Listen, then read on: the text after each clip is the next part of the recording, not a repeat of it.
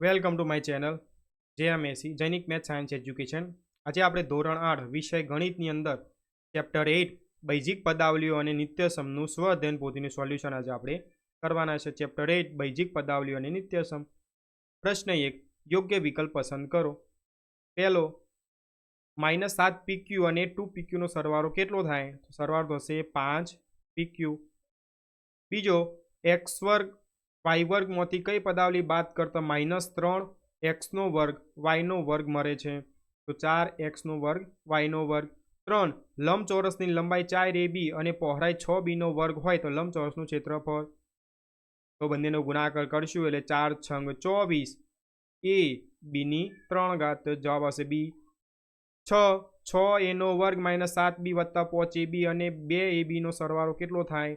તો જવાબ આવશે 6 a નો વર્ગ -7 b વત્તા 7 ab। અહીંયા ab વાળો પદ સમાન છે એટલે બંનેનો સરવાળો કર્યો। પ્રશ્ન 2, ખાલી જગ્યા પૂરો। 5, બે સરખી નિશાની વાળા પદોનો ગુણાકાર, તો ધન પદ આપણને જોવા મળે છે। માઇનસ માઇનસ હોય ધન થાય અને પ્લસ પ્લસ હોય તો પણ ધન આપણને જોવા મળતું હોય છે। 6, a કૌંસમાં b વત્તા c બરાબર, તો એનો ગુણાકાર b સાથે લે ab વત્તા એનો ગુણાકાર c સાથે લે ac, b વત્તા ac। પ્રશ્ન 3, સૂચના મુજબ કરો। 7, સરવાળો કરો। 1, 5x નો વર્ગ -3xy વત્તા 4y નો વર્ગ -9 અને 7y નો વર્ગ વત્તા 5xy -2x નો વર્ગ વત્તા 13 બંનેનો સરવાળો આપણે કરવાનો છે। તો 5x નો વર્ગ -3xy વત્તા 4y નો વર્ગ -9, એના નીચે આપણે જે સજાતીય પદો હશે એ મૂકીશું। તો x નો વર્ગ વાળું છે એટલે આપણે x ના વર્ગ વાળું -2x નો વર્ગ મૂક્યું। xy વાળું પદ એના નીચે xy વાળું પદ મૂક્યું। y વર્ગ વાળું છે એના નીચે y વર્ગ, એટલે સજાતીય પદોની નીચે સજાતીય પદોની ગોઠવણી કરી। સરવાળો કરતો અહીંયા પ્લસ અને માઇનસ એટલે તફાવત 4, 7 ને 4 11y નો વર્ગ, અહીંયા -3xy 5xy એટલે 2xy, 5x નો વર્ગ -2x નો વર્ગ એટલે 3x નો વર્ગ। આ ઊભી રીત છે, એ જ રીતે તમે આડી રીતથી પણ ગણતરી કરી શકો છો। તો 5x નો વર્ગ -3xy વત્તા 4y નો વર્ગ -9 વત્તા 7y નો વર્ગ વત્તા 5xy -2x નો વર્ગ વત્તા 13, જે છે એમના એમ લખી વચ્ચે શું કરવાનું? સરવાળાનું ચિહ્ન મૂકવાનું છે, અથવા તો તમે બંનેનો કૌંસ પણ મૂકી શકો છો। પછી સજાતીય પદો પાસે લાવવાનો। તો 5x નો વર્ગ એનું સજાતીય પદ -2x નો વર્ગ, -3xy એનું સજાતીય પદ 5xy, 4y નો વર્ગ એનું સજાતીય પદ 7y નો વર્ગ, -9 એનું સજાતીય પદ 13। સાદુરૂપ આપીએ તો 5x નો વર્ગ -2x નો વર્ગ એટલે 3x નો વર્ગ, -3xy વત્તા 5xy એટલે 2xy, 4y નો વર્ગ વત્તા 7y નો વર્ગ એટલે 11y નો વર્ગ, એ -9 વત્તા 13 એટલે 4। તો બંનેમાં જવાબમાં કોઈ ફરક પડશે નહીં। બીજો, 3a કૌંસમાં 2b વત્તા 5c અને 3c કૌંસમાં 2a વત્તા 2b નો સરવાળો આપણે કરવાનો છે। તો બંને પદોને અહીંયા આડી રીતે કરવાનું છે, કરીએ છીએ આપણે। સરવાળા સ્વરૂપે લખી દીધા। તો 3a નો ગુણાકાર 2b અને 5c સાથે કરતો, તો 3 દુ 6 ab, 3 પંચા 15 ac, 3 દુ 6 ca, 3 દુ 6 cb, 6 ab 15 ac, અહીંયા ac ની જગ્યાએ આપણે કરી દીધા ca ની જગ્યાએ ac, કારણ કે ગુણાકારનો ક્રમનો નિયમ છે। cb ની જગ્યાએ bc, બંને અહીંયા સજાતીય પદો છે આ બંને, 15 ac અને 6 ac, તો બંનેનો સરવાળો કરી લેશો 21 ac, તો 6 ab વત્તા 15 ac વત્તા 6 bc। 8, બાદ બાકી કરો। 8y નો વર્ગ વત્તા 6xy -3x નો વર્ગમાંથી 6x નો વર્ગ -4xy વત્તા 5y નો વર્ગ બાદ બાકી આપણે કરવાની છે। તો બંને પદ છે એને બાદ બાકી સ્વરૂપે અહીંયા વચ્ચે બાદ બાકી કરીને લખી લીધા।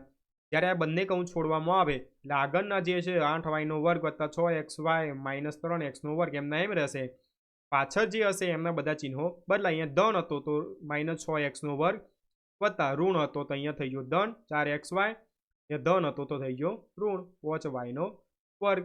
હવે સજાતીય પદો પાસે લાવશું। 8y નો વર્ગ, તો y ના વર્ગ વાળું પદ એટલે -5y નો વર્ગ, 6xy એનું સજાતીય પદ 4xy, -3x નો વર્ગ એનું સજાતીય પદ -6x નો વર્ગ સાદું રૂપ આપતા 8 પહોંચે 3y નો વર્ગ 6xy અને 4xy 10xy -3 અને -6x નો વર્ગ એટલે 9x નો -9x નો વર્ગ 2 5ab - 2bc - 2ac plus 10abc માંથી 2ab પ્લસ 5bc - 7ac બાદ કરવાના છે આપણે તો બંનેના આગળની જેમ જ કૌંસમાં લખી અને બાદ બાકી સ્વરૂપે આપણે લખી લીધા પછી કૌંસ છોડી દઈએ એટલે આમાં કંઈ ફરક પડશે નહીં પાછળના જે પદો છે એમનો બાદ બાકી કરતો કૌંસ છોડતો શું થશે બધો બદલાઈ જશે એટલે કે -2ab minus plus minus 5bc minus minus થઈ ગયા પ્લસ 7ac સજાતીય પદો પાસે લાવીએ તો 5ab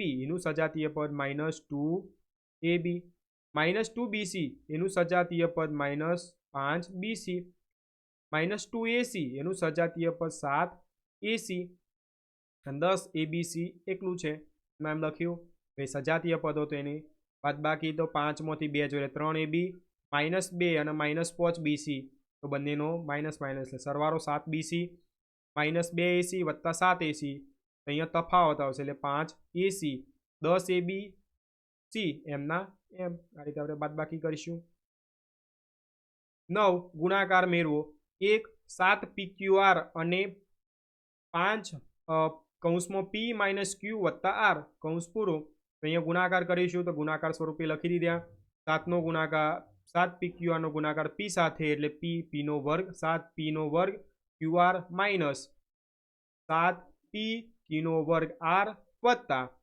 7pq r નો વર્ગ બીજો a નો વર્ગ માઇનસ b નો વર્ગ અને a નો વર્ગ વત્તા b નો વર્ગ એનો ગુણાકાર કરવાનો છે તો બંનેને ગુણાકાર સ્વરૂપે લખ્યા આ a નો વર્ગ છે એનો ગુણાકાર પાછળના પદ સાથે અને માઇનસ b નો વર્ગ છે એનો પણ પાછળના પદ સાથે ગુણાકાર આપણે કરવાનો તો a નો વર્ગ એની 4 ઘાત a નો વર્ગ અને b નો વર્ગ ગુણાકાર સ્વરૂપે લખ્યા માઇનસ b નો વર્ગ a નો વર્ગ વત્તા b નો વર્ગ એટલે 2 ની 4 ઘાત અહીંયા a નો વર્ગ b નો વર્ગ એ કેવા છે બંને સમાન છે એટલે બાદ બાકી થઈ જશે એટલે વચ્ચે શું a ની 4 ઘાત વત્તા b ની 4 ઘાત 3 એક વર્તુળની ત્રિજ્યા 7ab - 7bc - 14ac છે તો આ વર્તુળનો પરિઘ શોધો પાઈ બરાબર 22/7 લેવાનો તો વર્તુળનો પરિઘ એનું સૂત્ર 2πr તો 2 × 22/7 ગુણ્યા અહીંયા r બરાબર ત્રિજ્યા આપણને આપે 7ab - 7bc - 14ac તો આ બધામાં સામાન્ય પદ કયું છે બધામાંથી 7 છે એ સામાન્ય નીકળશે તો 7 7 ઉડી ગયા અહીંયા 7 અને 7 ગયા એટલે 22 × 2 = 44 ab - bc - 2ac અધ્યાય નિષ્પત્તિઓનું સર્વગ્રાહી મૂલ્યાંકન પ્રશ્ન 1 યોગ્ય વિકલ્પ પસંદ કરો 4p - 7q નો ઘન અને -7pq નો ગુણાકાર કેટલો થાય આ બધાનો ગુણાકાર કરવાનો 4 7 28 28 ગુણ્યા 7 એટલે 196 p કેટલી વખત છે 2 વખત એટલે p નો વર્ગ q નો ઘન અને q એટલે q ની 4 ઘાત એટલે એ જવાબ આવશે 26 એક સમઘનનું ઘનફળ 64 x ની 6 ઘાત y ની 100 ઘાત છે તો સમઘનની દરેક બાજુની લંબાઈ કેટલી હશે તો 4x નો વર્ગ y નો વર્ગ 27 a ની 4 ઘાત માઇનસ b ની 4 ઘાત ને a પ્લસ b વડે ભાગતા શેષ શું મળે અહીંયા આના અવયવો પાડશું તો પડશે a નો વર્ગ માઇનસ b નો વર્ગ અને બીજા અવયવ પડશે a નો